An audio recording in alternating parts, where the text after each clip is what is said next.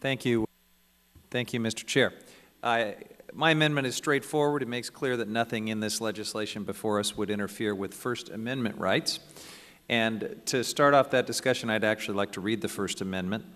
It states, Congress shall make no law respecting an establishment of religion or prohibiting the free exercise thereof, or abridging the freedom of speech or of the press, or the right of the people peaceably to assemble and to petition the government for a redress of grievances. And it is that last provision, the petition clause, that I am focusing on here today. Under the current text of H.R. 1965, if a citizen seeks to protest a lease of federal land, they have to surrender $5,000 as an initial fee. And once filed, that money can never be recovered regardless of the outcome of the protest. This is a protest tax. The fee is unreasonably steep, and it appears to be designed to ward off citizens who might seek to challenge oil and gas development permits. Now, even the Supreme Court doesn't require a $5,000 fee in order to access the presentation of petitions for redress of grievance. In fact, the highest court of the land and the ultimate arbiter of justice charges just $300 for appeal filings.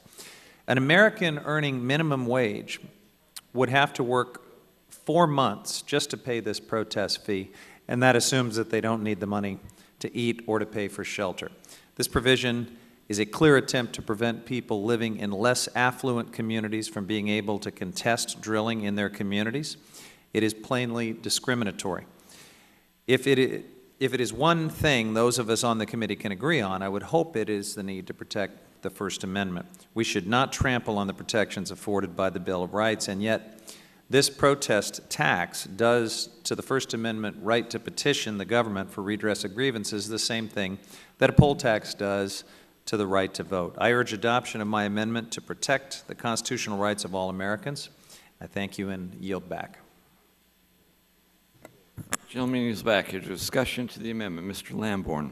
Thank you, Mr. Chairman. And I would oppose this amendment. We've talked this over at great length last year when the gentlelady from Hawaii offered a very similar amendment. Let's be clear. Nothing prohibits individuals in this act from asserting their rights to petition the government. There are still many, many opportunities, more than 10. We counted them up last year. It was 11 or 13. My memory escapes.